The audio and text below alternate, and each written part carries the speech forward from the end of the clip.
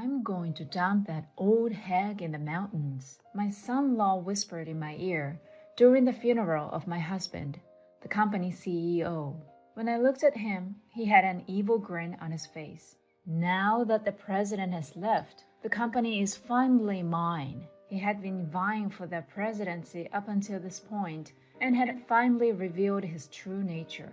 But life isn't that simple. My lovely son-in-law, the time was approaching when I would have to teach him a lesson. "The battle has begun. Please lend me your strength," I cried out in my heart as I looked at my husband's altar. Sally is my name. I am a 55-year-old housewife, married for 30 years to my husband Andy. I met my husband as a co-worker, and we became friends, then lovers, before marrying and having our daughter, Marlene, a year later. My husband used to work for a construction company, but when he was 35, he decided to start his own company. "I wanted to design, so I became a first-class architect," he says. "I get a rush from seeing a client's vision come true." My husband told me with a twinkle in his eye that he had started a design firm. I wasn't sure if it would work because our daughter was only 4 years old at the time.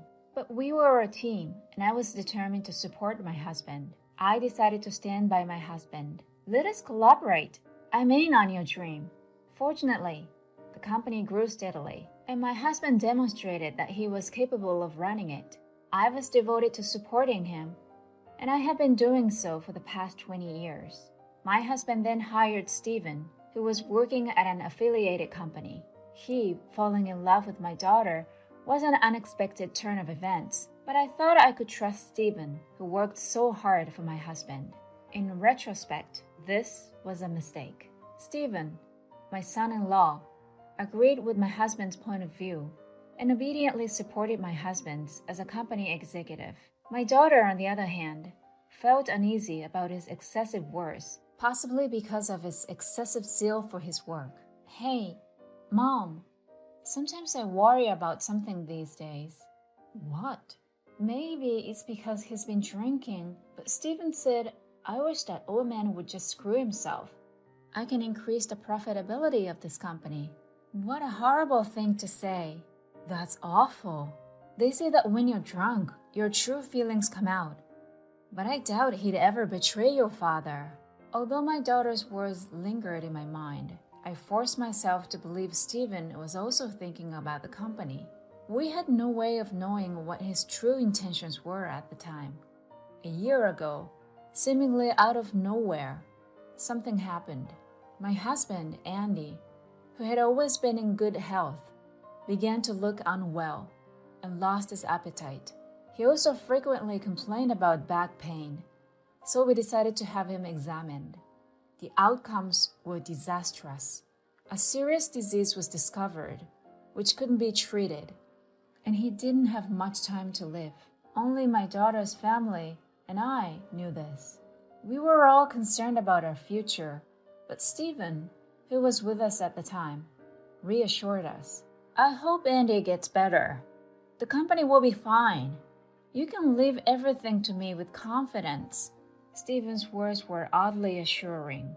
Although I assumed these words were meant to reassure us, the triumphant look on his face filled me with unease. Stephen's attitudes gradually got worse from there.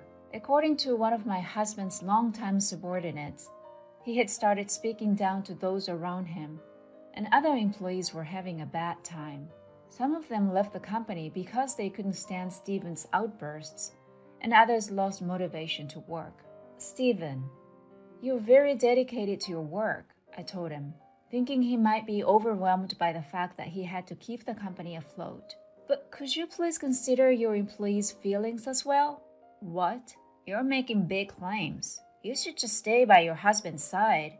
He looks to be on the verge of dying at any moment, without interfering in my affairs." Nonetheless, Andy has carefully taken care of this business. "You know, the company is almost mine now.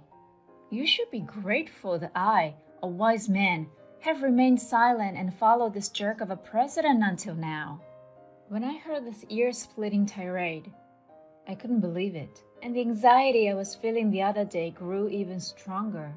Stephen's words and actions have become worse with each passing day, and he has made comments that put employees under pressure. Employees who have been with the company since its inception had been doing what they had always done, obtaining contracts by repeatedly talking to clients about their needs and wants. This was my husband's policy, but he responded with a blunt remark. In this world, efficiency is everything. Don't be such a jerk. I'm going to fire you. Furthermore, he has switched to a method of sharing reports on a computer, which occasionally caused problems for the older employees. Can't you old people even use a computer correctly? Get out of here. You're stifling my progress. I don't want you to work for me. He'd yell at them, kick over the garbage cans, and make them pick up the paper scraps that were scattered around.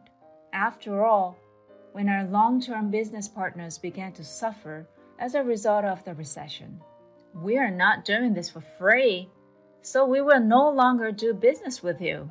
He started destroying the trust that had been built over time.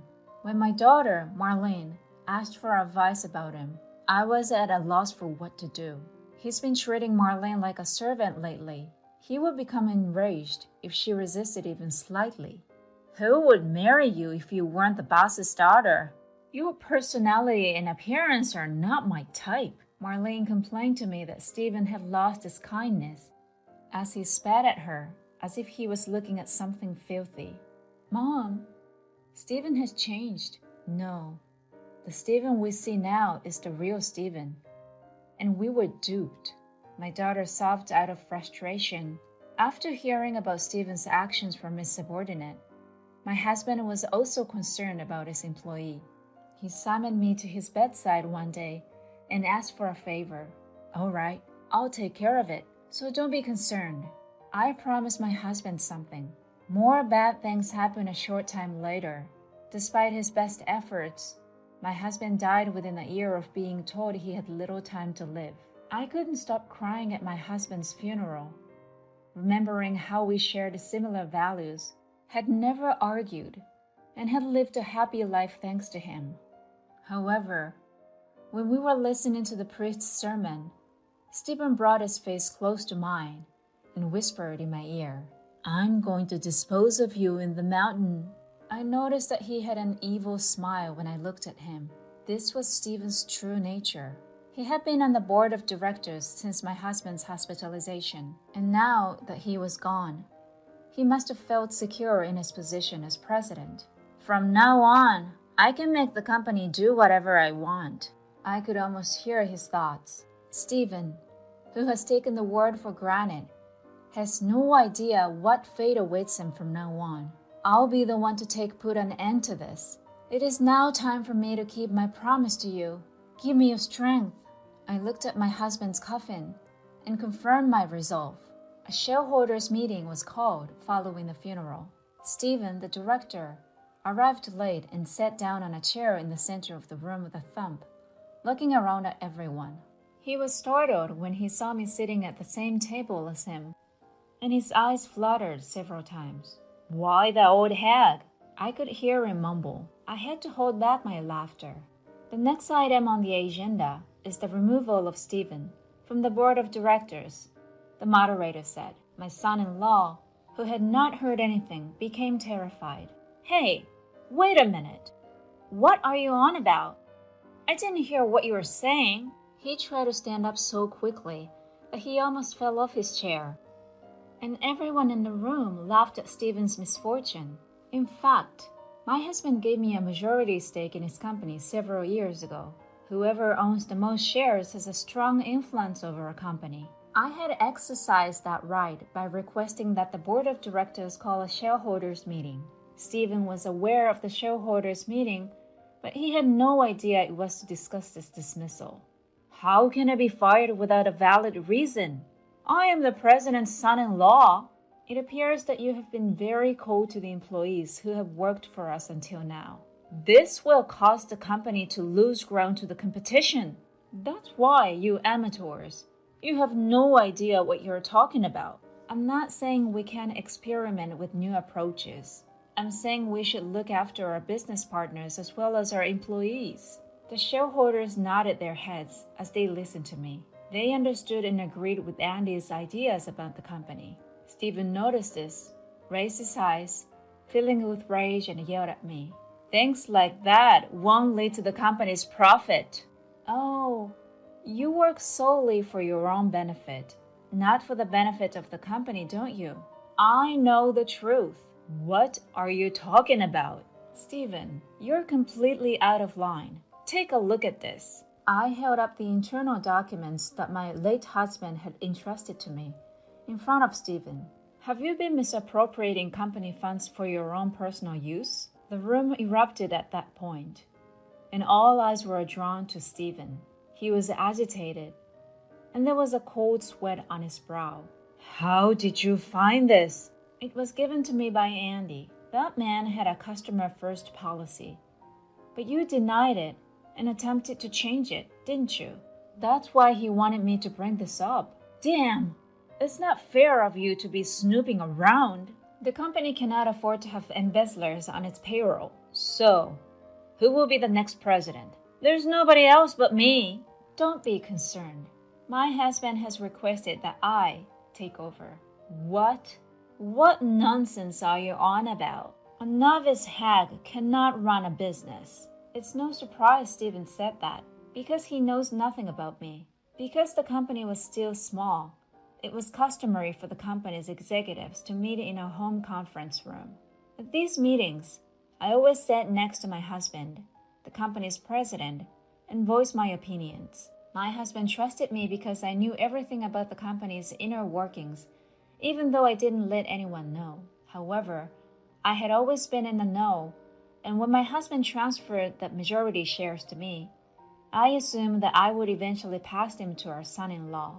That would never happen anymore. I'm going to pretend it never happened, I said coldly. Then, realizing his predicament, he flipped out and cried to me, pleading for forgiveness. Please don't let me go. Please accept my apologies for all of my disrespect. I swear I will work for the company for the rest of my life.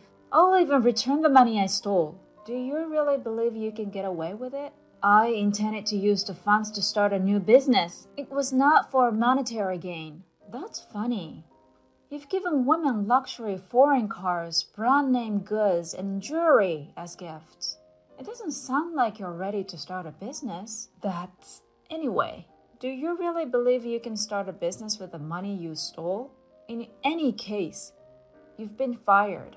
The cowardly Stephen now brought up the subject of my daughter. If you make me suffer, your little daughter will suffer as well.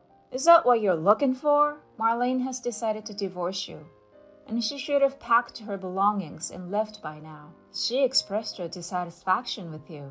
Oh, no. Oh, and I've reported embezzlement to the police, so be ready. Stephen was later removed from the board of directors, and he was arrested and imprisoned for embezzlement. My daughter had abandoned him, leaving him to fend for himself. As the president of a company, I am busy every day, but I am working hard to grow the company my husband left me. I will continue to respect the employees who have served us for many years, and while I will implement new ideas, my philosophy of putting myself in the shoes of the customer will not change. My daughter, who is no longer stressed, greets me with a smile at home. She's still young, and her life is just getting started. I will keep a close eye on her future.